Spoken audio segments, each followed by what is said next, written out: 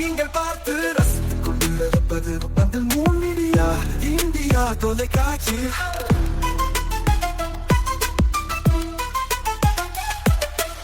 நீங்கள் பார்த்து ரசித்துக் கொண்டிருப்பது உங்கள் மீடியா இந்தியா தொலைக்காட்சி. நீங்கள் பார்த்து ரசித்துக் கொண்டிருப்பது உங்கள் மீடியா இந்தியா தொலைக்காட்சி. நீங்கள் பார்த்து ரசித்துக் கொண்டிருப்பது உங்கள் மீடியா இந்தியா. நாளும் ஒரு திருக்குறள். அறத்துப்பால் நீத்தார் பெருமை. உரன் எனும் தோட்டியான் உறைந்தும் காப்பான் வரன் என்னும் வைப்புக்கோர் வித்து. விளக்கம்: உறுதி என்ற அங்குசம் கொண்டு ஐம்பொறிகளையும் அடக்கி காப்பவன் துறவரும் எனும் நிலத்திற்கு ஏற்ற விதையாவான்.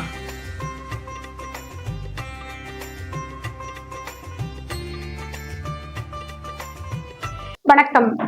முன் மீடியா செய்திகளுக்காக உண்ணாமலை சம்பந்தம். இன்றைய முக்கிய செய்திகள்: புதுச்சேரியில் பிரெஞ்சு மொழி தொடர அரசு நடவடிக்கை எடுக்கும், முதலமைச்சர் ரங்கசாமி உறுதி.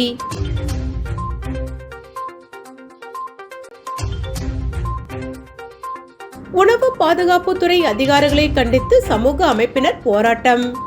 உடல் நலத்திற்கு கேடு விளைவிக்கும் சுவையூட்டிகளை பயன்படுத்தும் உணவகங்களை ஆய்வு செய்ய வலியுறுத்தல்.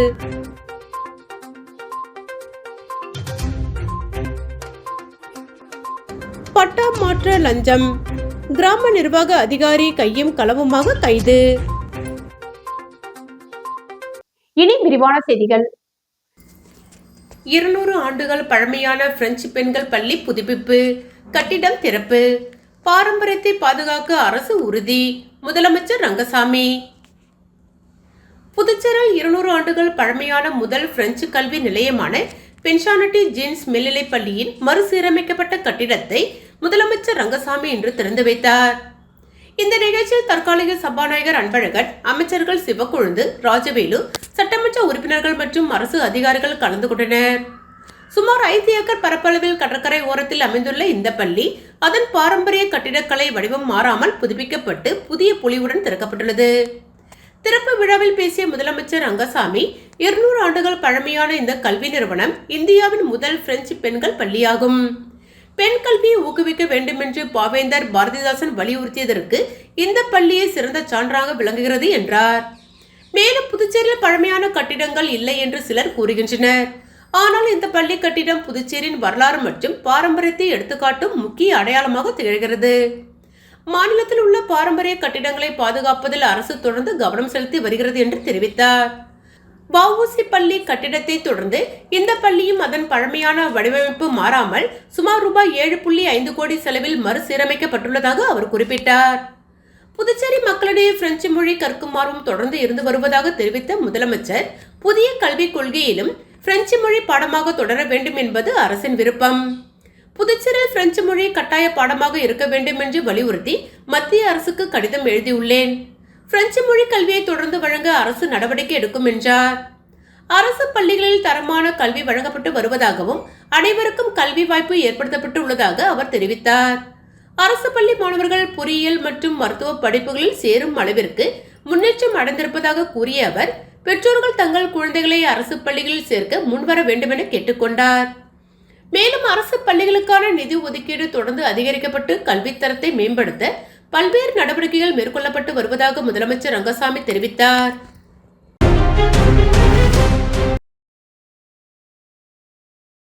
புதுச்சேரியில் உணவு பாதுகாப்பை உறுதி செய்யாத அரசையும் உடல்நலத்திற்கு கேடு விளைவிக்கும் ரசாயன நிறமூட்டி சுவையூட்டிகளை உணவுகளில் சேர்க்கும் உணவகங்களை ஆய்வு செய்யாத உணவு பாதுகாப்பு அதிகாரிகளை கண்டித்து சமூக அமைப்பினர் கண்டன ஆர்ப்பாட்டத்தில் ஈடுபட்டனர். புதுச்சேரியில் பொதுமக்களின் உணவு பாதுகாப்பை உறுதி செய்ய வேண்டும் என்ற கோரிக்கையுடன் மக்கள் வாழ்வுரிமை இயக்கம், 6ஆம் திணை மக்கள் இயக்கம் மற்றும் பல்வேறு சமூக ஜனநாயக இயக்கங்கள் சார்பில் கோரிமேட்டில் உள்ள உணவு பாதுகாப்பு அதிகாரி அலுவலகம் முன்பு கண்டன ஆர்ப்பாட்டம் நடைபெற்றது. மக்கள் வாழ்வுரிமை இயக்கம் செயலாளர் ஜெகநாதன் தலைமையில் நடைபெற்ற ஆர்ப்பாட்டத்தில் 100க்கும் மேற்பட்டவர்கள் கலந்து கொண்டு உணவகங்களில் பயன்படுத்தப்படும் ரசாயன நிறமூட்டிகள், செயற்கை சுவையூட்டிகள் மற்றும் உடல்நலத்திற்கு கேடு விளைவிக்கும் துரித உணவுப் பொருட்களை உடனடியாக தடை செய்ய வேண்டும். நட்சத்திர மற்றும் நடுத்தர ஹோட்டல்கள், சாலையோர உணவகங்கள், பானிபூரி உள்ளிட்ட துரித உணவு விற்பனை மையங்களில் விரிவான ஆய்வுகளை மேற்கொள்ள வேண்டும் என்றும், அனைத்து உணவகங்களிலும் விற்பனை செய்யப்படும் உணவுகளின் தரம் மற்றும் பாதுகாப்பு தன்மையை உறுதிப்படுத்த உணவு பாதுகாப்புத்துறை தீவிர நடவடிக்கை எடுக்க வேண்டும் உள்ளிட்ட கோரிக்கைகளை வலியுறுத்தி கண்டன கோஷங்களை எழுப்பினர். பொதுமக்களின் உடல் நலன் மற்றும் வாழ்வுரிமையை பாதுகாக்க புதுச்சேரி அரசும் உணவு பாதுகாப்பு துறையும் உடனடி நடவடிக்கை எடுக்கவில்லை என்றால் அடுத்த கட்டமாக முற்றுகை போராட்டம் நடத்தப்படும் என எச்சரிக்கை விடுத்தனர்.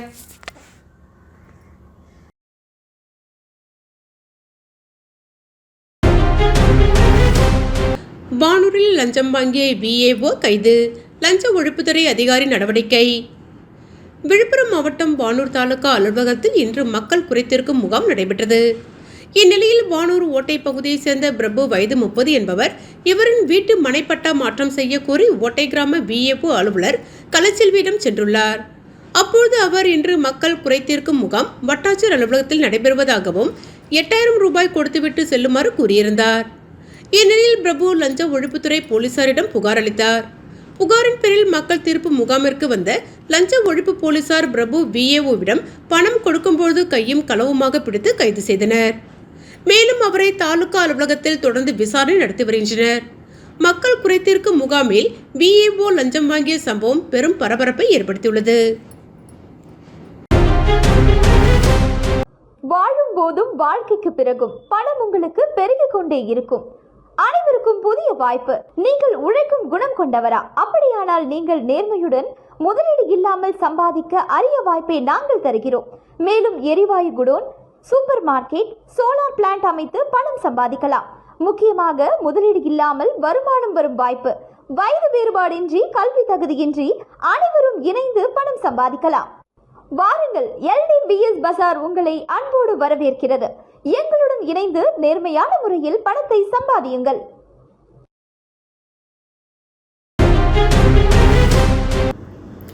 காரைக்கால் அருகே அமைக்கப்பட்டு வரும் தேசிய நெடுஞ்சாலையில் தங்களது கிராமத்திற்கு சுரங்கப்பாதை அமைத்து தர வலியுறுத்தி கிராம மக்கள் தேசிய நெடுஞ்சாலை அமைக்கும் பணியை தடுத்து நிறுத்தி போராட்டத்தில் ஈடுபட்டதால் பரபரப்பு.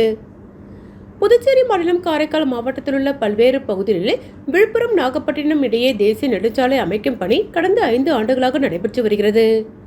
இந்த நிலையில் காரைக்கால் அடுத்த பச்சூர் கீழ புத்தமங்கலம் கிராமத்தின் நடுவே தேசிய நெடுஞ்சாலை அமைக்கும் பணி நடைபெற்று வரும் நிலையில் அந்த கிராமத்திலிருந்து நகரப்பகுதிக்கு செல்வதற்கு சுரங்கப்பாதை அமைத்து தர மாவட்ட நிர்வாகத்திற்கு கோரிக்கை வைத்தனர். ஆனால் தேசிய நெடுஞ்சாலையில் தங்களது கிராமத்திலிருந்து நகரப்பகுதிக்கு செல்ல சுரங்கப்பாதை அமைக்காததால் ஆத்திரமடைந்த பொதுமக்கள் இன்று திடீரென்று தேசிய நெடுஞ்சாலை அமைக்கும் பணிகளை தடுத்து நிறுத்தி மாவட்ட நிர்வாகம் மற்றும் தேசிய நெடுஞ்சாலை துறைக்கு எதிராக கண்டன கோஷங்களை எழுப்பி ஆர்ப்பாட்டத்தில் ஈடுபட்டனர். அப்பொழுது உடனடியாக தங்களது கிராமத்திலிருந்து நகரப்பகுதிக்கு செல்ல சுரங்கப்பாதை அமைத்து தர நடவடிக்கை எடுக்கவில்லை என்றால் தங்களது போராட்டம் தீவிரமடையும் என்று கிராம மக்கள் எச்சரிக்கை விடுத்துள்ளனர்.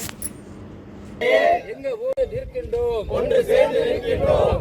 இல்லை என்றால் நாங்கள் செல்லுவோம். எப்படி நாங்கள் செல்லுவோம்? நிர்வாகமே நிர்வாகமே நிர்வாகமே நிர்வாகமே நிர்வாகமே நிர்வாகமே மக்களுக்கு மக்களுக்கு வழி கேட்டுதான் மாற்று வழி கேட்டுதான் இருக்கின்றோம். நீங்க கேட்டு போராட்டம் மாற்று வழி கேட்டுதான் கிராம மக்கள் ஒன்று சேர்ந்து இருக்கின்றோம். மாற்று வழி கிடைக்கும் வரையில் வேலை நிறுத்து. உப்ளம் தொகுதி வம்பாக்கீரப்பாளையம் மீனவ கிராம கடலோர பகுதிகளில் அதிகாரிகளுடன் ஆய்வு செய்த தற்காலிக சபாநாயகர் அன்பழகன். உப்பளம் சட்டமன்ற தொகுதியில் மீனவர்கள் வசிக்கும் வம்பாக்கீரப்பாளையம் பகுதி உள்ளது.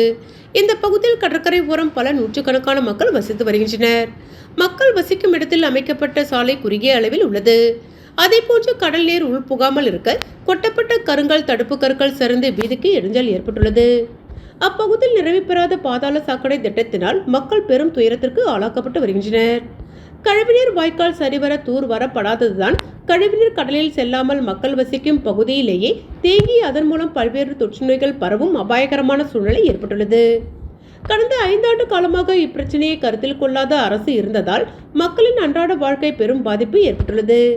இவை அனைத்தையும் சரி செய்வதற்காக பொதுப்பணித்துறையின் முதன்மை பொறியாளர் மற்றும் உதவி துணை பொறியாளர்களை அழைத்து வந்த இப்பகுதியில் இன்று தற்காலிக சபாநாயகரும் தொகுதியின் சட்டமன்ற உறுப்பினருமான அன்பழகன் ஆய்வு நடத்தினார்.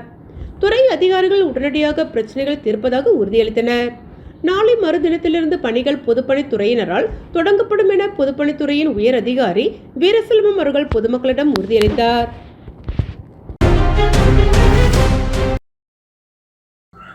ஏம்பலம் தொகுதி சட்டமன்ற உறுப்பினர் மோகன்தாஸ் புதிய அலுவலகத்தை முதலமைச்சர் ரங்கசாமி திறந்து வைத்தார். புதுச்சேரி கிருமம்பாக்கத்தில் ஏம்பலம் சட்டமன்ற உறுப்பினர் மோகன்தாஸ் அவர்களின் புதிய சட்டமன்ற உறுப்பினர் அலுவலக திறப்பு விழா இன்று சிறப்பாக நடைபெற்றது. இந்நிகழ்ச்சியில் புதுச்சேரி முதலமைச்சர் ரங்கசாமி அவர்கள் ரிப்பன் வெட்டி குத்துவிளக்கேற்றி புதிய அலுவலகத்தை திறந்து வைத்து வாழ்த்து தெரிவித்தார். தொடர்ந்து அமைச்சர்கள் ராஜவேலு மற்றும் சிவக்கொழுந்து ஆகியோர் சட்டமன்ற உறுப்பினர் மோகன்தாஸுக்கு பொன்னாடை அணிவித்து தங்களது வாழ்த்துக்களை தெரிவித்தனர்.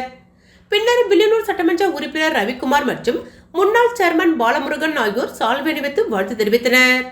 மேலும் இந்திராநகர் சட்டமன்ற உறுப்பினர் ஏகேடி ஆறுமுகம் மற்றும் கதிர்காமம் சட்டமன்ற தொகுதி உறுப்பினர் அழகு பொன்னாடை பூர்த்தி பூங்கொத்து வழங்கி தனது வாழ்த்துக்களை தெரிவித்தனர். தொடர்ந்து தொழிலதிபர் பிரேம் மற்றும் டிஎஸ்பி ஹோட்டல் உரிமையாளர் தங்கராசு ஆகியோரும் சால்வை அணிவித்து பூங்கொத்து கொடுத்து வாழ்த்துக்களை தெரிவித்தனர். இதனைத் தொடர்ந்து பொதுமக்களுக்கு சட்டமன்ற உறுப்பினர் மோகன்தாஸ் அன்னதானம் வழங்கினார். இதில் கட்சி நிர்வாகிகள், உள்ளாட்சி பிரதிநிதிகள் மற்றும் ஏராளமான பொதுமக்கள் கலந்து கொண்டு புதிய அலுவலக திறப்பு விழாவை சிறப்பித்தனர். வாழும் போதும் வாழ்க்கைக்கு பிறகும் பணம் உங்களுக்கு பெருகிக் கொண்டே இருக்கும். அனைவருக்கும் புதிய வாய்ப்பு. நீங்கள் உழைக்கும் குணம் கொண்டவரா? அப்படியானால் நீங்கள் நேர்மையுடன் முதலீடு இல்லாமல் சம்பாதிக்க அரிய வாய்ப்பை நாங்கள் தருகிறோம். மேலும் எரிவாயு godown, super market, solar plant அமைத்து பணம் சம்பாதிக்கலாம். முக்கியமாக முதலீடு இல்லாமல் வருமானம் வரும் வாய்ப்பு. வயது வேறுபாடின்றி, கல்வி தகுதியின்றி அனைவரும் இணைந்து பணம் சம்பாதிக்கலாம். வாருங்கள், LDBS பஜார் உங்களை அன்போடு வரவேற்கிறது. எங்களுடன் இணைந்து நேர்மையான முறையில் பணத்தை சம்பாதியுங்கள்.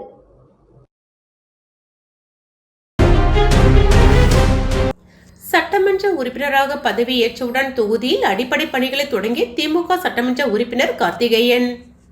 புதுச்சேரி நெல்லித்தோப்பு தொகுதி சட்டமன்ற உறுப்பினராக பொறுப்பேற்றவுடன் மக்கள் நல பணிகளை தீவிரமாக முன்னெடுத்து வரும் திமுகவை சேர்ந்த சட்டமன்ற உறுப்பினர் கார்த்திகேயன் தனது தொகுதியில் பல்வேறு வளர்ச்சி திட்டங்களை செயல்படுத்தி வருகிறார். அதன் ஒரு பகுதியாக பெரியார் நகர் பகுதியில் உள்ள 2வது முக்கிய பிரதான சாலை முருகன் கோவில் பகுதி முதல் 7வது குறுக்கு தெரு வரை ரூபாய் 36.90 லட்சம் மதிப்பீட்டில் புதிய சிமெண்ட் சாலை அமைக்கும் பணிக்கும், முத்தால் முதல் குறுக்கு தெருவில் ரூபாய் 27.87 லட்சம் மதிப்பீட்டில் புதிய சிமெண்ட் சாலை அமைக்கும் பணிக்கும் அடிக்கல் நாட்டி பணிகளை தொடங்கி வைத்தார். சட்டமன்ற உறுப்பினராக பொறுப்பேற்ற உடனேயே தொகுதி மக்களின் அடிப்படை தேவைகளை நிறைவேற்றும் நோக்கில் செயல்பட்டு வரும் கார்த்திகேயன் எம்எல்ஏ சாலை வசதி உள்ளிட்ட உள்கட்டமைப்பு மேம்பாட்டு பணிகளுக்கு முன்னுரிமை அளித்து வருவது குறிப்பிடத்தக்கது. இந்த நிகழ்ச்சியில் திமுக தொகுதி நிர்வாகிகள், திமுக கட்சி நிர்வாகிகள், வார்டு பிரதிநிதிகள், பொதுமக்கள் உள்ளிட்ட பலர் கலந்து கொண்டு பணிகள் விரைவாக நிறைவேற வாழ்த்து தெரிவித்தனர். புதுச்சேரி திப்புராயப்பேட்டை பகுதியில் அமைந்துள்ள தேவி நாகவல்லி மாரியம்மன் கோவில் மகா கும்பாபிஷேக விழா வெகு விமர்சையாக நடைபெற்றது. புதுச்சேரி மாநிலம் உப்பளம் தொகுதிக்குட்பட்ட திப்புராயப்பேட்டை பகுதியில் அமைந்துள்ள ஸ்ரீதேவி நாகவல்லி மாரியம்மன் ஆலய மகா கும்பாபிஷேக விழா வெகு விமர்சையாக நடைபெற்றது. இதனையொட்டி கடந்த 17ஆம் தேதி புதன்கிழமை கணபதி ஹோமம், நவக்கிரக ஹோமம், லட்சுமி ஹோமம், கோ பூஜையுடன் கும்பாபிஷேக ஏற்பாடுகள் துவங்கியது. அதனைத் தொடர்ந்து 18ஆம் தேதி வியாழக்கிழமை காலை 10 மணிக்கு மேல் 11:30 மணிக்குள் பூர்ணாகதி யாத்திராதானத்துடன் கடம் புறப்பாடு துவங்கியது. அதனைத் தொடர்ந்து ஸ்ரீ பால விநாயகர், பாலமுருகர், ஸ்ரீதேவி நாகவல்லி மாரியம்மனுக்கு சிம்ம லக்கினத்தில் மகா கும்பாபிஷேக குடமுழக்கு விழா வெகு விமர்சையாக நடைபெற்றது. இதற்கான ஏற்பாடுகளை கோவில் குருக்கள் சிவகுமார் மற்றும் கோவில் நிர்வாகிகள், ஊர் பொதுமக்கள் வெகு விமர்சையாக செய்திருந்தனர். மீண்டும் இன்றைய முக்கிய செய்திகள். புதுச்சேரியில் பிரெஞ்சு மொழி தொடர அரசு நடவடிக்கை எடுக்கும், முதலமைச்சர் ரங்கசாமி உறுதி.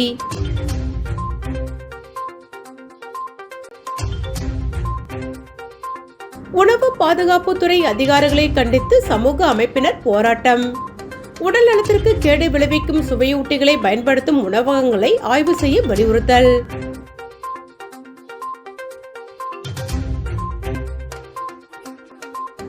பட்டா மாற்ற லஞ்சம், கிராம நிர்வாக அதிகாரி கையும் களவுமாக கைது. இத்துடன் செய்திகள் நிறைவடைந்தன. செய்திகளை உடனுக்குடன் தெரிந்து கொள்ள 3 மீடியா வாட்ஸ்அப் சேனலுடன் இணைந்திருங்கள். வணக்கம்.